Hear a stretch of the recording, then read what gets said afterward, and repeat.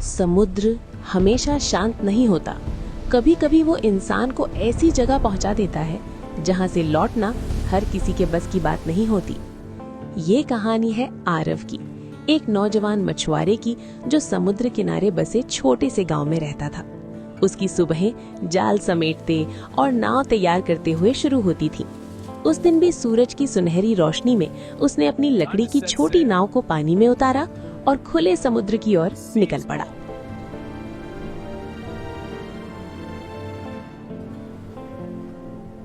समुद्र शांत था, हवा हल्की थी। आरव ने जाल फेंका और इंतजार करने लगा। लेकिन कुछ देर बाद आसमान बदलने लगा। काले बादल घिर आए, लहरें ऊंची होने लगीं और देखते ही देखते तूफान ने उसे घेर लिया।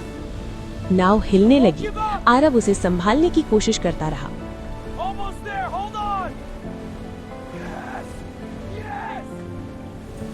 पर एक भयानक लहर आई और उसे सीधे समुद्र में फेंक दिया। जब उसे होश आया, वो एक अनजान टापू के किनारे पड़ा था। चारों तरफ घना जंगल, अजीब सन्नाटा, न नाव न इंसान, सिर्फ वो और उसका डर। रात आई, जंगल से जानवरों की आंखें चमकती दिखीं।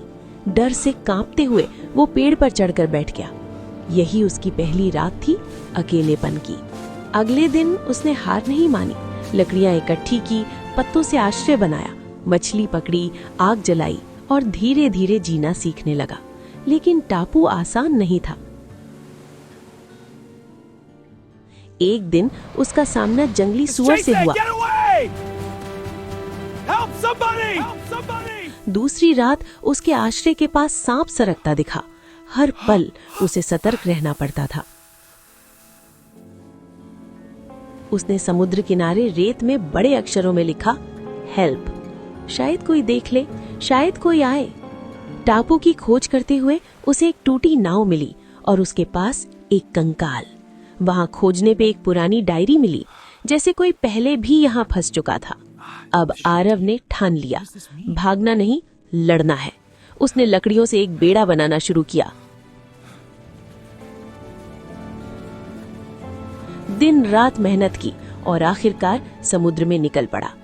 सूरज ढल रहा था।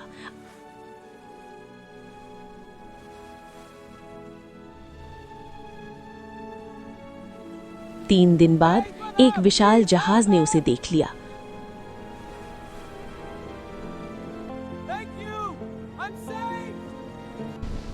वो बच गया, घर लौट आया।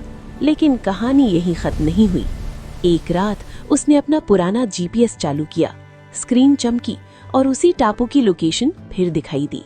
जैसे समुद्र कह रहा हो, तुम बचकर आ गए, पर क्या तुम सच में आजाद हो? और शायद कुछ कहानियां कभी खत्म नहीं होती।